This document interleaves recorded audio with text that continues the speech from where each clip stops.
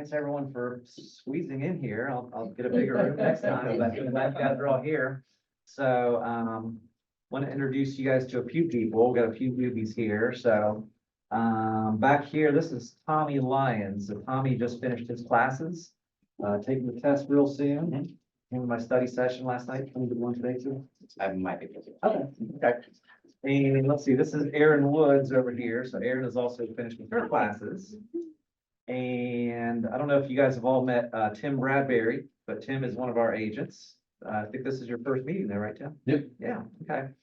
And everyone else here has been to meetings before, but up here we have Scott Casebeer and Jackie Casebeer. These guys are with Tide Lending. It's Tide Lending, right? Not Tide Mortgage? Yeah, Tide Tide Lending, yep. So Scott did a class with Tide Lending last week. That was last week, right? Yes. That Sam and Lori and I attended. It was called The Cost of Waiting. So basically, it kind of went over like why someone should buy now instead of waiting. And I thought it was really well done. And I asked Scott for the PowerPoint, and he's like, well, I can send you the PowerPoint, but I could also come in and do the meeting for you. Yeah. I'm like, okay, that's even better. So Scott's going to do an abbreviated version of that today. The class last week was like an hour and a half. I told Scott he's got 30 minutes this morning. So it's gonna be a bit of a condensed version, but I wanted you guys to have the info. I thought it was really well done. Yeah, And, thanks. you know, a lot of what we do in real estate is objection handling. And I would say the biggest objection we've gotten in the past probably year and a half from buyers is I want to wait till the rates come down. You guys all heard that? Yeah, that happens a lot. So instead of just saying, oh, I understand, well, hit me up when you're ready to buy. We don't want to do that. That's not effective.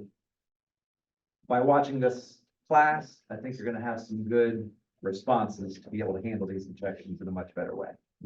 So, all right, Scott, well, we got your PowerPoint pulled up. So Awesome. take it Yeah. away. Thank you. I think we've met mostly everyone in this room, but a quick introduction. My name's Scott Casebeer. This is my wife, Jackie Casebeer. We have combined 21 years experience in the industry.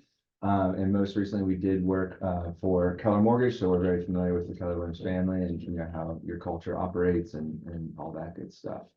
Tide Lending is a little bit newer to the market. However, we're full of experience. Our CEO started lower.com from scratch to where it is today.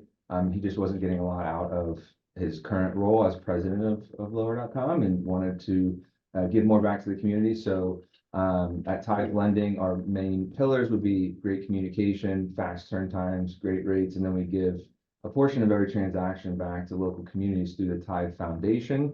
And then we also get out there and volunteer as well. So if anyone has a desire to get out there and volunteer with us, we go to food banks, we unload food trucks, you know, we served a Thanksgiving meal as well. So there's a lot of different things that we do. So that's a little bit about us.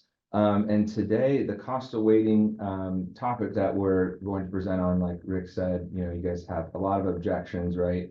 And I think interest rates and home values are both the top two, maybe, right, for most of us. And that correlates to what we're going to talk about today. Now, you know, when someone talks about waiting, I think there's two versions, right? Someone who's qualified and wants to buy a home is more so what we talk about today versus someone who's waiting for a down payment to get their credit scores up. I think it's good to have some of this stuff, right, in your back pocket, but you want to more so nurture them in a different way. I think this is for well-qualified people who have even a little bit of motivation to buy real estate. So on the next one. So yeah, so just what we're going to talk about today, we're going to do our intro. We're going to go through a lot of like info and data, you know, today, and you'll have a copy of these slides. I think data is powerful because it's very concrete, it's factual, right? You can kind of separate emotions from the data, and I think that can help you guys in your consultations with buyers and sellers, right? Because sellers, if you're doing a listing, are still possibly hesitant to buy as well. So we'll go through some questions that you guys have and then a live scenario as well. So Sam, can the people on Zoom see the screen? They should be able to. It was in the email too. Okay. it You was. guys, you guys on Zoom, can you Yeah. see the screen share, the slides? You can either write it in the chat or unmute yourself. Or just do a big thumbs up if you have your camera on. Okay. Yeah, yes. Okay. Okay. Okay. Good. Okay. Okay, sorry, Scott. No, you're good. Yeah, so some of the market trends that we're seeing here in Columbus currently.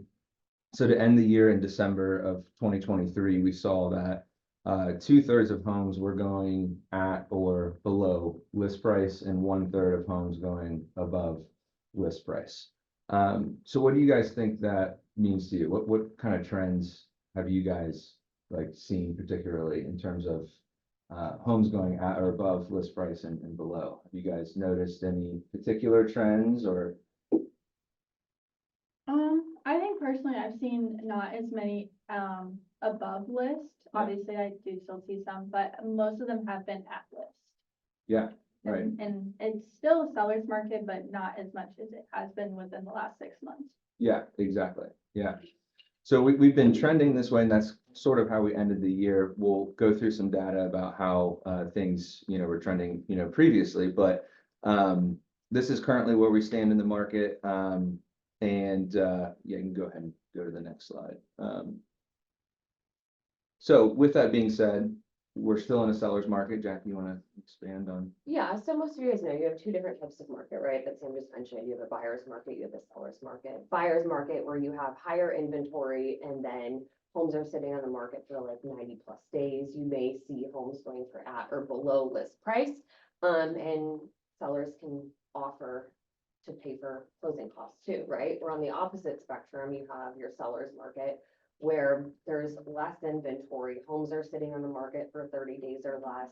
Homes are going for at or above list price, and you're waiving possible inspections, some contingencies, things of that nature.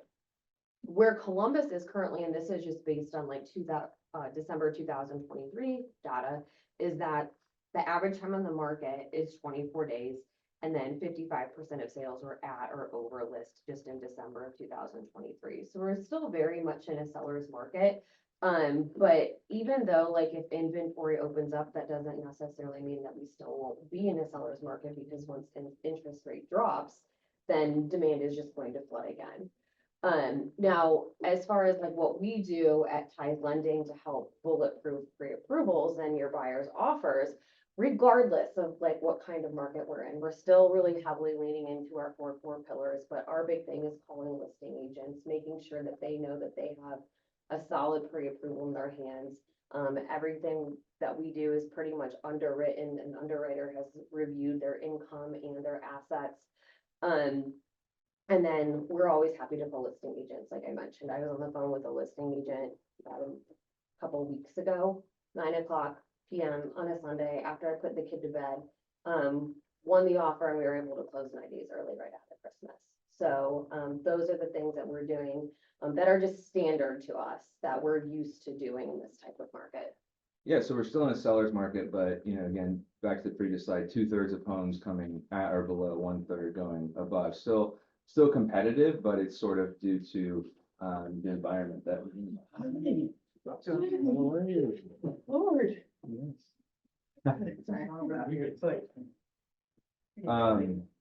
But when 2/3 of homes are going at or below list price, we're also starting to see some seller credits. Are you guys seeing that a little bit from time to time? Yeah. Right? What are you guys using that for? Typically, like if you're talking, do you rely on your lender to go through that, or do you guys talk to your clients about? Can you repeat that again? Sorry, I got. Oh, that's okay. Yeah, so kind of back to the previous slide, I forgot to mention this. We're just seeing more seller credits come into the market, even though it's still competitive, even though we're still in a seller's market, technically speaking. We had the highest inflation since 1980s, right? The highest increase in rates in over 30 years. And you'll see on some other slides about how we're still in an appreciating market. And again, even though we're in a seller's market, though, we're getting some more seller credits, right? So the question, I guess, was, how are you guys utilizing those seller credits? What are you talking to your buyers about? Or do you rely on your lenders to more so talk about that? As far as like with me, as far as the seller credits, I've been, I have been more willing to ask for it because the house has been sitting on the market for a little bit longer than usual. Right. But as far as the seller's concessions, for closing costs and buying down points. Yep. even our commission, you know, to supplement our commission if, with everything else that has been going on. Yeah. Those are the kind of things that, home warranty, That's great. yeah. That's great. And we're seeing everyone get inspections now, which is good. I called Yeah, the naked offer, West but Remedy is back. finally, right? It's good for our buyers, you know, they're so competitive, you know, a few years ago, and it's still competitive, but at least we're getting those home inspections back. So, yeah, for yeah, exactly, yeah. So for, you know, seller credits, there's also the temporary rate buy down programs. So the 1.0 buy down program makes a lot of sense right now because one, it's cheaper for the seller. It's on average of 0.75% of the purchase price versus a 2.1 buy down can cost almost 2.5% of the purchase price. So it's more logistical to ask the seller for a 1.0 buy down and get them 1% lower than market rate. Obviously, you can use those to permanently buy down, you know, the rate as well. This kind of matches though too, my last 3 transactions that I got. I had one at list with seller credits. I had one well below list with seller credits as well because the home was in poor condition and needed a lot of work, right? So we're also looking at the market is also balancing out the condition of the home again, which is just how it should be, right? And then I had one go over list price with an appraisal gap, right? So the previous slide, that data matches exactly what I have received from my amazing trusted agents, but you know, we're going to see demand come back in the market, right? And that's the whole point of what we're talking about today. So we also took that data and we looked at each neighborhood and then. Oh, sorry. So we look at each neighborhood and I think it kind of speaks to, I think, well, you look at like UA, Grandview, Clintonville, they're all relatively like close in proximity, right? But the markets are so different from each other. So you saw Upper Arlington, they had the biggest uptick in sales price, up 6.3%. In a transaction that I did in UA, or I had clients making an offer, the house ended up going for 100 over asking, still in UA, and this was about in November of this past year. They ended up landing another contract still in Upper Arlington, but it was still over list price. So you're looking at Grandview's down about 1%, Clintonville down 11%, but overall in the city of Columbus, home prices were up 7.8%, even with rates rising too. So something interesting to think about is, I mean, still going into 2024, its appreciation isn't going to slow down, right? Columbus was named the number 3 hottest market to buy in all of in the country. And then you have like Google, Intel, Wells Fargo coming here too. So the demand is really going to peak. Another thing that they looked at too, as far as data is, the number of bedrooms that each home has. So 5 bedrooms being the hottest at 27.6%.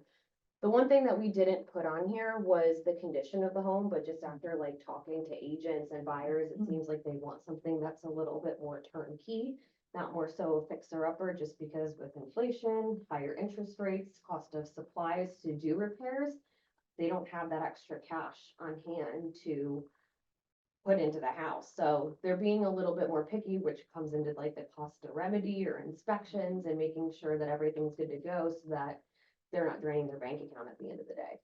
Yeah, and you guys are the real estate experts, right, for what areas are best to buy in, but we're also talking to buyers about budgets. We've got taxes that are different in different areas.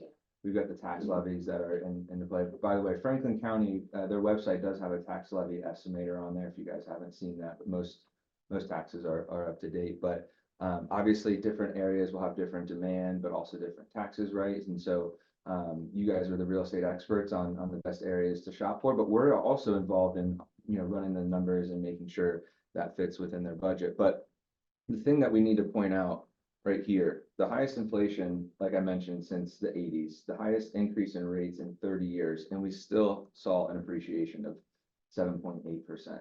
This is a fun stat that I throw out to a lot of people. Since 1942, there have only been 7 depreciating markets. I think that's over 82 or 83 years. So over that time frame, that's an 8% chance that your home will depreciate year over year. We run AVMs, which is a valuation model. It's basically a mini appraisal on properties. If you want us to run one, we just copy and paste the address, it spits it right out. So it runs comps. And I have used that several times, and it's usually spot on. Yeah. Yeah. I mean, a couple I've gotten, I haven't listed, but like she sent one for my condo, spot on to what it is. It's great. contracted for. It helps us too, because I've had really picky buyers, like engineers, right, who just really numbers oriented, and they lost a lot of offers because they were coming into too underpriced, and this ABM was well over the list price, like 20 grand, and so I said, hey, just go ahead and give it an extra 5. If you love the house, let's get the house, not a big difference in your payment, but it's helped in those scenarios too, so. It's cool. Yeah, yeah, thanks for sharing. So, but on those models, it also gives average appreciation in that area. It gives average rent. So if it's an investor, you can see, you know, what rental income you might get. And then it also tells you the percent chance of the home depreciating next year. So while the national average might be around 8%, Columbus is at 4.5%. So as we know, Columbus is just a different market than other markets. So when you see the media coming at us, obviously 2023 wasn't the time to buy real estate according to the media, right? But also they're comparing it on a nationwide basis. We just have to make sure we're focused on Columbus specific data, right? So go to the next slide. Now we did see, it was crazy. So in December, mortgage applications dropped quite a bit. There's a 9.4% drop in mortgage applications or demand. Usually you see an increase or decrease around 2 or 3%. So a massive drop. But that's when we saw the feds come out and say, basically they announced 3 rate cuts this next year, which everyone was kind of expecting, but they weren't expecting the feds to actually say it. So all of a sudden the market started betting that March would be the first rate cut, and we saw almost a full percent drop in rates in a week. And we still though had low demand on mortgage applications. I mean, it was slow for everyone. Like we enjoyed time with family, but we were twiddling our thumbs for a couple weeks. You know, not many interactions with agents and buyers. So Scott, when you say mortgage demand, is that new homes, purchasing homes and refis together? Overall, yeah. Okay, Yeah, it's split up. You're seeing refi applications come because you back a would little think they bit. would be zero. Yeah, That, from where we were to where we're at now. exactly. Yeah, that is combined, and it's just mortgage applications. So someone who filled out an app, Right, okay. it's combined. But we've seen that quickly rebound. A lot of that was refi applications sort of coming back a little bit. Okay. You know, but I keep telling my buyers too, especially those who are active in the winter time and then seeing the rate drops, and even now, like we're in this little bit of a sweet spot where I think we can all agree we're starting to see more interest in real estate in general from people, whether they're actually meeting with us or not. There's just a little bit more excitement. And there's a lot of well-qualified pent-up demand out there. The 2007 crash was an anomaly based on mortgage-backed securities and the secondary market, right? This is different because we're facing inflation and higher rates, but we still have very well qualified, you know, pent-up demand. So this is a little bit of a sweet spot where, yes, maybe you can get a deal right now. Maybe 2/3 of homes are selling at or below, but that trend is going to reverse. So these are historical rates. The Zoom is sort of cutting it off on the side. It's okay. Sam, if I slide those, You know, Well, slide- no, I tried on my screen, it doesn't show them at all. That's okay. I'll be able to point to, because right now we're sort of at this range right here. So this is from the 70s all the way through today. So you can see where that the rates hit with inflation in the 80s. I mean, anyone who bought a home in the 80s talks about their 12-15% rates, right? But people were still buying real estate. Obviously you saw rates trend down, and then they've been hovering around, you know, the 5% range since since 2010 roughly, but you can see the spike at the end, but the spike comes up to roughly here. I mean, if you take an average, the average 30-year rate is technically around that 7% range, right? These aren't horrible rates at all. We all know the benefits of home ownership, right? So this is just to be able to just kind of picture and summarize where historical rates have been. There we go. Yeah. So, and they've come down a little bit from that endpoint that was taken this past winter. You know, so we've trended down a little bit, but we do expect them to come back down to this 5% range in the next 12 to 18 months. Go ahead.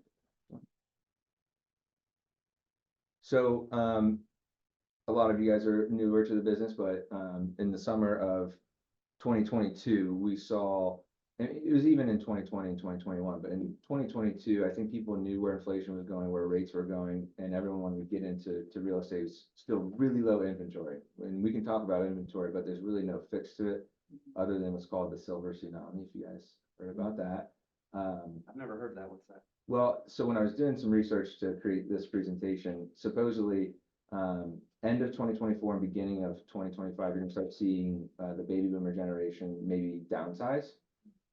It should bring 30 million homes to market nationwide, but that's gonna be over a bit, like a long time frame, right? It's not like 30 million homes come out to market right away or in the first year. It'll be a 5-year process probably, even with added inventory, where it's still gonna be a competitive market because they're not downsizing into retirement homes. They're going to starter homes, right? Smaller homes, and that's gonna make it competitive for our first-time home buyers. So this year should be the year for first-time home buyers to get in now, right, on the starter homes before the potential silver tsunami. Interesting. Yeah, so, but anyway, in the summer of 2022, we saw, people lining up at the door for showings. We saw very competitive, but very discouraged buyers. You go and see a home, maybe it's your 10th home in the last few weeks. You get home, you want to make an offer, and there's either already an offer accepted on the home, or it's highest and best, or cash, right? We all know kind of what happened. But the thing to point out is even in that competitive market, your conventional rates were in the 5s, your government rates were in the 4s. We're almost there. If you do a 1.0 buy down, you're there. But our rates currently are still they're in the mid 6s for conventional, and governments, you're still seeing the high 5s, low 6s.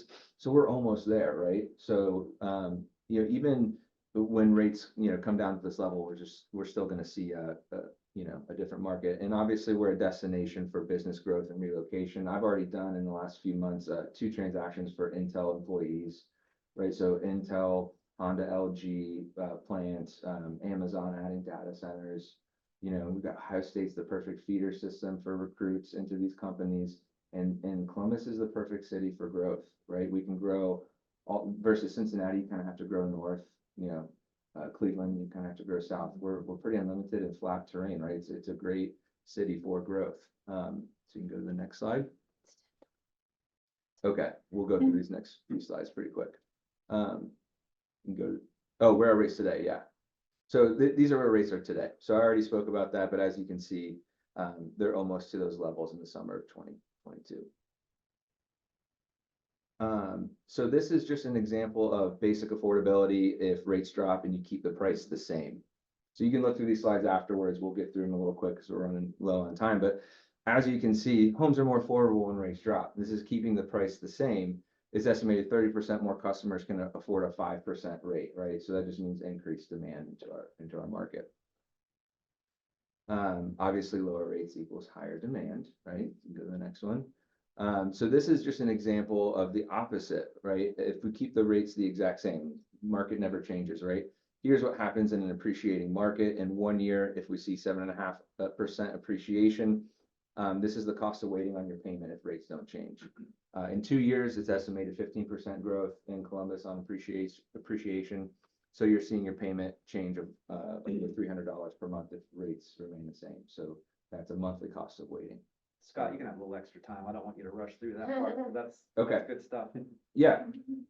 So again, those last 2 slides, right? Keeping the rate the same, keeping the price the same with the lower drop shows the affordability, but we know that more demand comes back into the market. Here, this is when demand comes back into the market, prices are going up clearly, right? They always appreciate for the most part. And keeping the same rate, you're seeing the monthly cost of waiting. On the next slide, we'll go through the equity portion of cost of waiting. But let's just stop here. Are there any thoughts, comments, or questions? What I think is important for you guys to know, conversations that we're having with our buyer, we started in the industry together with the same company. We were taught really not to discuss rate that much. We are heavily focused on what's your budget and what's your payment, because when someone tells us that they want a low rate, that just means that they want a low payment, right? Like when they make their payment every single month, they're not writing down the interest rate on the check, right? They're actually making a physical payment. So it's important to know that we're discussing payment while rate's important. We're trying to shift that conversation towards what's your monthly payment wanting to be so that they're not as hesitant to purchase. Yeah, that's a great point. And when you get objections of any nature, especially rate, we were always taught to dig in, right? Don't just accept that objection and have whatever information on the background to come back to them. Like, let them talk, ask them questions. Why is rate so important to you? And stop and let them talk. Because they may not know why, but also if they say, well, I want my payments low. Yeah, we all do, obviously, right? But let's maybe talk to the loan officer about that, or have we ran numbers? So that was a great point, Jackie, but add on to that, make sure with any objections you're getting, just dig into your customer a little bit and just find out more information about what's the nature of that objection, where's that coming from in their mindset. And obviously use some of this stuff, to combat that later, but don't just come right back at them with all the information and facts about why to buy now. This is my favorite graph right here. So this is the true cost of waiting. Okay, so a loan today at 400,000 with 20% down payment, loan amount 320, and at current market rates, this is what you're seeing your principal and interest payment, not including taxes and insurance. So what we did is we pulled appreciation from 43065 zip code. And we can, if you guys have any scenarios you want us to run, we can run different purchase prices for this graph in different areas as well. But what we're going to see on average is 2.4% appreciation in 6 months, 7.6 in 1 year, and 15.2% if you wait 2 years. So in waiting 6 months, the purchase price, if we add 2.5% appreciation, you're seeing the purchase price around 410. What that's going to do is obviously for a 20% down payment, increase your down payment by almost 2,000. Your loan amount will be increased as well. So when you add the increase in loan amount and down payment, you'll see the cost of waiting 6 months is almost 10,000. As you can see, congrats, you did get a lower rate, right? But the payment difference isn't that big, right? Because you're paying more for that house. So let's go to 7.6%. You wait 1 year. Your home is going to appreciate to 430 roughly. Your down payment increases by $6,000. Your loan amount increases by 24,000. But congratulations again, you did wait for that lower rate, right? But the payment is $5 difference from 6 months prior and not that far off from a year ago. But you cost yourself 30,000 in equity through a higher down payment and higher loan amount. Make sense? Waiting 2 years, this is even more glaring. You're going to cost yourself $60,800. Again, you did get that lower rate by 1.5%. We expect rates to drop to that level probably in sooner than 2 years, but you can see the payment is actually higher than a year ago. It's higher than 18 months ago. And it's very similar to a loan today. I think that's the main thing to point out is you pay more for your house, but with a less interest rate.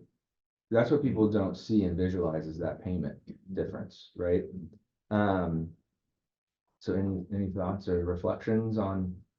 I mean, it's kind of similar to this. I've been thinking about past clients who maybe didn't, go through with the purchase because they were waiting for the market to slow down. Yeah. One guy in particular, he was in contract in Grandview on a condo for, I think it was 180. Now, this was like 6 years ago, but I was thinking just yesterday, I was thinking, my God, had he gone through with it, how much, so it was kind There's your of, number. exactly.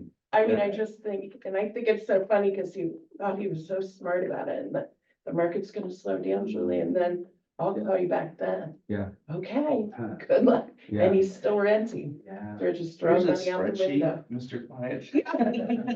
You just wanna look at. Yeah. So we at Keller, we worked a lot, with the leadership there, Jason Abrams and all of them. And obviously Gary Keller preaches, don't time the market. That's the whole point of this, right? Not even the best stock traders can time the stock market. So why should we try and time the real estate market? Just go back to the stats since 1942, 7 depreciating markets, and 4 of those happened after 2007. So an anomaly, right?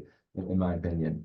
But that's, yeah. Yeah, that's it's a just great example. interesting. Mhm. I mean, I love the visual though, that Yeah. if, you know, Yeah, so we pulled this, some of this stuff, we helped structure this graph from MBS Highway. If you guys heard of Barry Habib, he's very famous in the lending market. And then obviously we're pulling this stuff from our AVM. I mean, this is real data, right? This isn't just made up. I didn't just make up, the appreciation data, the rates or the paint, this is facts that you can separate emotions and opinions from and just look at it and just, just know that there's always a cost of waiting, no matter what market you're in. There's no fix or cure for inventory. We all know that.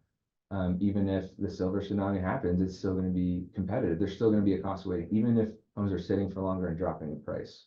It doesn't mean that a home is depreciating. Scott, is this spreadsheet available for us or? So would you it's recommend gonna, us it to should call? be in your email, the whole presentation. But if I want to tweak the numbers, meaning, Yeah, let's say the interest rates are a little different yeah. today and you're doing a presentation with a client or whatever. Would you We can recommend do- that we come back to you and To plug in update it? numbers. I would say have Scott do that for you. We Yeah. can do that. We can send you the Excel as well. What we have to be careful of a little bit when we disclose things to buyers, we have to have an APR with our interest rate, because that is like the cost of the loan is the APR. Right. But what we could do is probably throw in APR in a separate category. But yes, we absolutely can. Yeah, I can send you an Excel that you can plug in the data and copy and paste it, or we can run the numbers for you as well. So, yeah.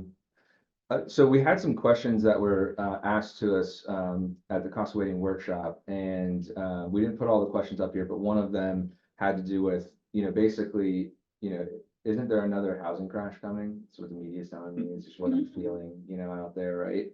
But these are delinquency rates since 2005, so you can obviously see where they were, after 2007, right? But this is where we were in 2022.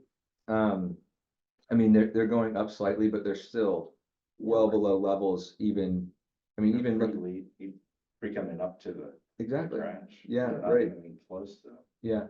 So the economy is able to absorb these high rates, we can see. Now the Feds technically want higher unemployment to help curb wages, to help curb inflation a little bit. But overall, we have a strong labor market. And that's why you're seeing delinquency rates still at all-time lows. So the lending market is extremely healthy. What happened in 2007 was the rating agencies who were rating these mortgage-backed securities were rating them AAA when they're really CCC, and then selling them to investors, and they weren't worth what they're paying for. Had nothing to do with what we were doing with our clients and agents. We were just offering the products available to us, right? So anyway, really healthy market on the lending side. Do we want to go through, obviously we have still his name up there and edit that, but this is another scenario, Yeah. but I don't know that, You can do like 8 or 10 months. okay, great. That's all it'll take, so Sam, you can hit Got it. once you're done doing it. All messed up. There's important. All right, so we're just gonna go through like a live example too of cost of waiting. So we've got Johnny and Jane Appleseed. They're married, first-time home buyers with kids. Here's their credit score. There's their assets, and there's their income. So those are the 3 categories we look at as a lender: credit, income, assets. When someone applies, first 3 things I go over, and then we kind of get into some of the numbers and things of that nature. So this is their basic customer profile, pretty common, for what we see. All 3 categories look great, right? Go, I think you went forward and back. Yep. So this is like an example of what you might see on a credit report. Very common. Everyone's got a basic car loan and some, credit cards and things of that nature. So in terms of, their total debts here, it's, $900 in minimum monthly payments. This is the stuff we go through with our buyers, talk about, look at their whole financial profile. So not only do we have that on credit, right? We've got possible daycare expenses, utilities, gas and insurance, food, things of that nature, right? So ultimately, we want to talk to our buyers about affordability, right? So if you go to the next slide, this is what we look at in terms of like a debt to income ratio for this exact client for the home that they're looking to purchase. So proposed purchase price, 400,000, a 5% down payment. You can do as little as 3% as a first-time home buyer as well. This is just the example we had. So we have the proposed interest rate, property taxes and insurance, and homeowners insurance. And so the total monthly payment shakes out to be roughly 2620. Again, debt to income ratio at 42%. We can go up to 50. So it's good. Now, what we also talk to our clients about, if they're qualified for a 3% down payment, maybe we look at doing less than 5%, go to 3% and pay off some of those debts. We talk about household interest rate with our clients. So, you know, if they're talking about affordability, you saw the debts on the previous slide, you could take 2% of the purchase price if they do less of a down payment and pay off some debts to better afford a house too, right? But if you go to the next slide here, let's just say rates drop, right? Proposed purchase price 440 now. Obviously a lower rate, taxes and insurance roughly the same. You can see that monthly payment, you know, does drop a little bit, but the debt to income ratio is roughly the same. So, you know, ultimately what we're looking at here is just making sure that we're pointing out the difference in payment like the previous slides that we had talked about. And if you go to the next slide, this was the cost of waiting, right, for this client. So it was $2,000 for their down payment. Obviously with the higher purchase price compared to 400 to 440. And that's a 10% appreciation at lower rates. So basically waiting roughly a year to purchase. Their net worth, they lost 40,000 in equity. Monthly savings. Now, if rates decrease to 5.75%, if they buy the home now and they were to refinance later, right? Their savings would be about $240 per month, right? If you buy the home when rates drop, guess what? You can't refinance, right? So ultimately, there's multiple ways to look at cost of waiting. When you guys take a look at what we've talked about today, take away your main bullet points, but have a structure to how you kind of talk about this with your clients, because there's a monthly cost of waiting. You know, there's the equity position, right, through higher down payments, higher loan amounts. So be organized with how you approach this topic with people. But overall, this is always going to be a topic that we talk about. There's always a cost of waiting. We're always seeing an appreciating market. And, you know, it also comes into play with interest rates, but also home values as well, right? I want to wait for values to drop down. Well, it's actually kind of right now a sweet spot with a little bit less demand. Rates have dropped a little bit. We're seeing some seller credits in the market. Depends on the condition of the home, but we're going to probably get back into more demand. Now, I hope everyone still a year from now can get home inspections and there's not appraisal gaps on every file or escalation clauses, right? And I think you all know when we do come into those scenarios, though, make sure you talk to your loan officer that they can afford those appraisal gaps. You can afford the escalation clauses, and we can put that on the pre-approval letter as well. So we put assets verified and things like that. Roby's working on his first one right now. He's Congrats, Roby. all of the above, all the things you just named. So it is coming back. Yeah. Hopefully not to the extent of a couple years ago, but it's happening. Yeah, I don't think it will be to that extent, you know, I mean, rates Well, won't at be. that point, we had the demand tied with 3.5% rates. Yep, And prices were escalating so quickly, and Yeah. it's definitely not like that now, which is a good thing. we had 92% of homeowners nationwide below 6%, 80% below a 5%. So there's a lot of people sitting on their lower rates, which is an issue for demand, I think, right? Builders aren't overextending themselves because of the 2007 crash. They had way too many homes in the market and they got terrible, right? So they're not building at the pace that we need. So there's really no fix to that inventory. And go back to the silver tsunami, even if that happens, they're going to be buying the starter homes for first-time home buyers. So if you're working with first-time home buyers, now is really the time before people downsize and take your starter home, because guess what? They're going to have a lot of equity saved and be really competitive for the starter homes, right? And really motivated as well. So I think that concludes it. Yeah. So any other like thoughts or questions? We're also putting the bug in their ear that make 6 payments and you can refinance. You can't refinance anything that you don't own. So Right. I was gonna say, we telling clients these right now to buy down the interest rate? Or are you saying, take the current interest rate and we're anticipating it come down? And, With my client, like I had someone who was gonna get a $10,000 seller credit, right? So buy that rate down, what else are you gonna do with the money? Cause we don't wanna leave it on the table, but like also, like, let's buy it down where it makes sense budget wise, but don't buy it down too much because you're not going to recoup that money. Usually you see an average recoup when you buy down the rate anywhere from 5 to 7 years, and they're more than likely going to refinance within that first year. So, and you also talk about the difference in payment, every eighth of a point isn't going to make, it's like a drop in the bucket. So I think it's just really dependent on client budget and if we're working with credits too. So every Okay. scenario is really different. But overall, not as much, like she said, the return on investment, 5 to 7 years to buy the rate down. But what we are finding, always partner with a lender, right? You guys are gonna have hopefully a couple lenders that you partner with and refer out to. But what we have seen recently for myself with customers shopping is that other lenders are sending them estimates, or just telling them on the phone what the rate is and not telling them the discount point. So I just had one recently where they were offered a 1.0 buy down product, and it looked better than maybe what I had offered. But they used Mortgage Coach, which is a thing that lenders can use to send estimates. If you click around, you can see they were charging them $3,000 for the rate and discount points, but never mentioned it to him. So while it might have looked better, I mean, everyone wants a lower rate, right? Rate is like the big sticker item on a mortgage loan.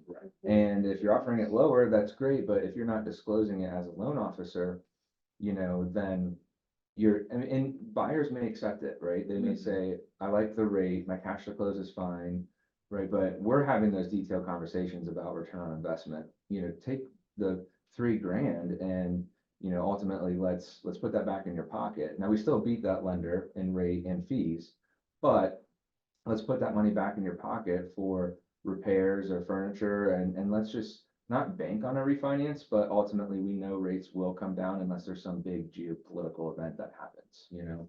So, that's a good question. Yeah. do you guys have a one pager? Like flyer kind of thing? I'm getting ready to do a mailing out to my sphere Yeah, that I send, and I'm thinking, put something, highlight in there, just. it's funny you say that because I've been working on the concept of a buyer consultation one pager for agents and haven't fully gotten it approved and whatnot yet, but we can absolutely do that. Yeah. Cause I'm just thinking the cost to, you're sitting on the fence. I don't know how many of these people are sitting on the fence. Yeah. And if I can show just a one headline, $60 Yeah. grand for you sitting here. We did just Come on. create one for an agent who works on the lease side, so they have a bunch of rentals and we send it out to their tenants, and it actually has the rate comparison with the values that we saw in the middle of the presentation. So, but yeah, we can customize flyers, so our CEO's wife does all that for us. Okay. Usually just need a few days in advance, so I can send you an example of what we have, and then we can tweak it for you, but it'd be good if we could maybe use one for the whole team and get Rick's input too, but we can absolutely do that for you, because we're already doing it. I just haven't had my version created yet. but Okay. I'm just getting ready to mail out. I do every month, so Yeah, to the same people, so just it's no extra postage. I just Yeah. can slide it in there and out it goes. for sure.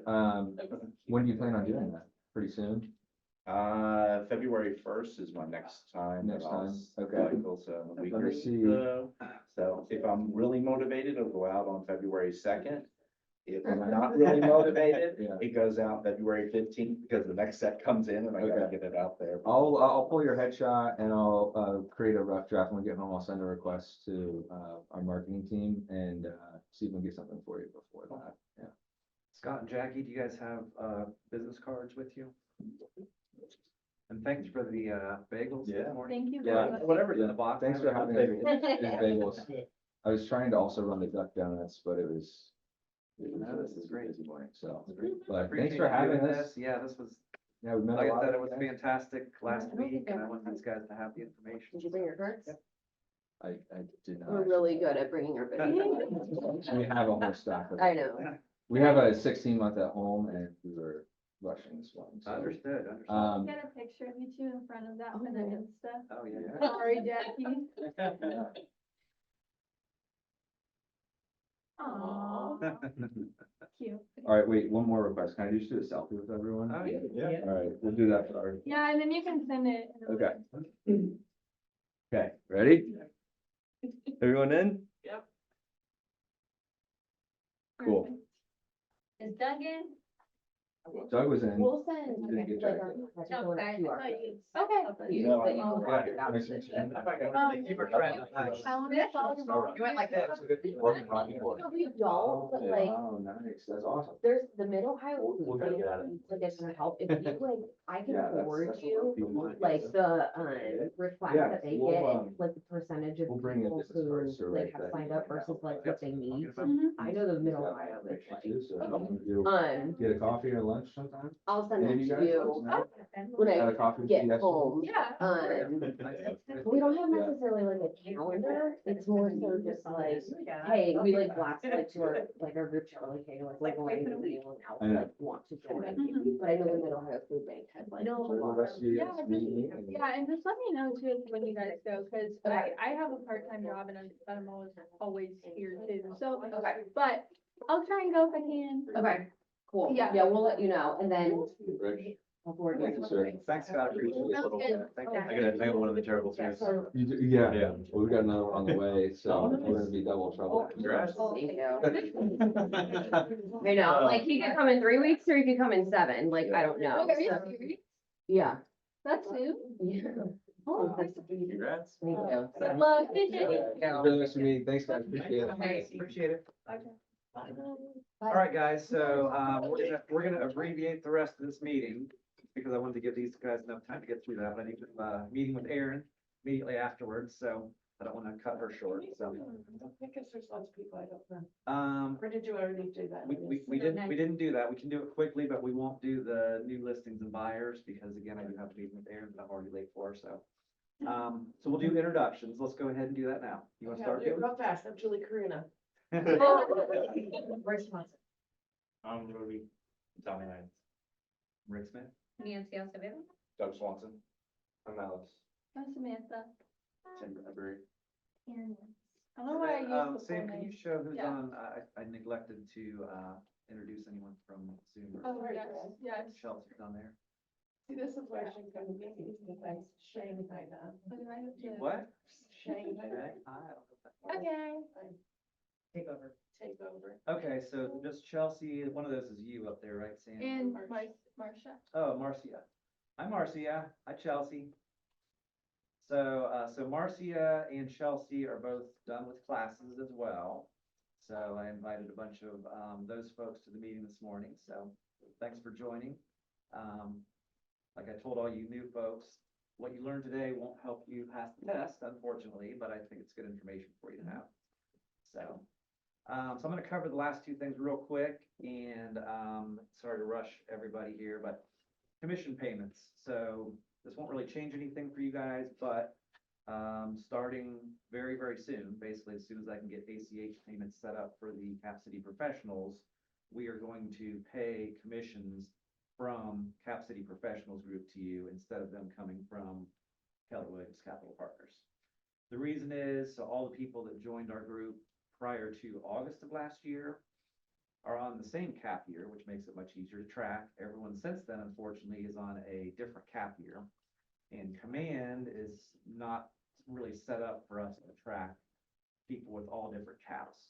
So it's hurting my mind. So I talked to Josh and said most groups in this company have commissions paid to the group and then the group pays it to the agents. So it's gonna make it much simpler on our end. It won't change anything on your end, but I wanna let you guys know because Sam is gonna be reaching out to each of you to get your bank information, just like Nicole got from you when you first started here. She needs your account number and routing number to set you up for ACH payments. And I'm actually meeting with my Yeah, banker. I'm gonna take everyone's money. I'm glad. So when she reaches out, be sure to get that for her. Yard signs, we're also trying to come up with a new system for these. I've mentioned several times the new office we're gonna have soon in Clintonville. Just so we don't have to have a junky office back here full of signs and other stuff that doesn't need to be in an office. I'm gonna take all the signs to Clintonville. That place has a basement, good spot to put yard signs. So if you need a yard sign and you don't want to pick it up there, if you want to pick it up here, either text me or Sam, give us 48 hours notice, business hours. That way, if we need to bring a sign here to put down the hallway or put up here in the office, we'll have that here for you. Of course, you do have the option as well to pick them up there. So that office is not going to be fully up and running for several months, but we are going to kind of use it as a temporary workspace starting probably pretty soon. So at that point, I'll go ahead and take the signs over there. So just a couple new policies, just want to let you guys know, we're always trying to improve our systems and make things work smoother for you guys as well as us, so. But, all right, well, again, sorry to rush the last part of the meeting, but I thought it was important to let, Scott do his whole presentation, so. But I appreciate you guys all coming. It was great to have this big of a turnout. So I think, maybe starting next time, we'll probably need to do maybe the room. Yeah. Don't know, But maybe that this holds- is kind of, Well, I'm trying to think how many chairs that one, is it any bigger than this? Maybe it's no, not. but the issue is that everyone does their team meeting this day, so all the rooms Yeah. are booked. We'll work on it, but, this worked fine. We would just be more prepared, bring more chairs in advance, but. I won't be over. I know. Hmm. We miss you. So, yeah, this is How long Julie's are you probably last coming down? in-person meeting. I mean, coming back up. Mhm. No. Coming up where? Here, yeah. Like, hell no. If there's like, Should be here for every company meeting. a Right, funeral, A or funeral? one of my nieces or nephews get married. Hopefully not too many of those. Dang. Wow. Wow. We're never gonna You're see gone. her. Only select people though for funerals. Guys on Zoom, thanks for joining. Looks like we're just down to who. No, I think they're still there. Okay. Okay. So yeah, thanks for joining, and we will do this again next week, Thursday at 10. Thank Thanks, everybody. And should we be putting the chairs back? Yes, so we can put this back. Aaron, we can go ahead and meet him here, and I'll just pull the test up on the screen. Sam,